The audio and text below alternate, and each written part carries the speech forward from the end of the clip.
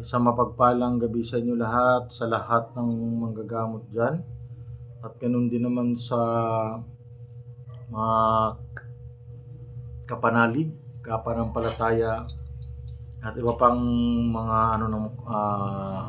spiritual movement, no? Iba-iba po ang antas ng spirito at iba-iba po ang pamamaraan. Okay? Magandang gabi po sa inyo lahat, no? Ito lang, gusto ko lang ipaalam ito sa inyo, ito prediction na ito. Hindi po para hinangad kong maganap. Kaya itong prediction ito pinakita para mapag-ingat ang tao, maiwasan. Yun po ang prediction. No? May prediction na ini-insist talaga na mangyayari. Tapos pag nangyari, wala lang. Di ba? Itong prediction na to, gaya ng sabi ko, parang prepare ang tao nito para maiwasan ng tao itong ganitong sakit.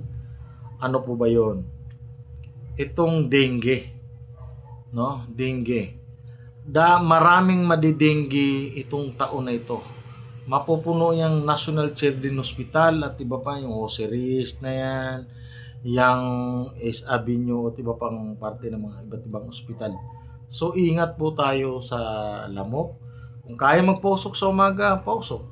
Kung kaya mag-uplosion, mag-uplosion. Lalo sa mga bata sa eskwelahan, no? Yung kabataan kasi ang kadalasan natatamaan nito. No? Uplosion, wala namang masama doon. So ito mga loads, no, kailangan maiwasan. Yun naman pinipredikto para talaga.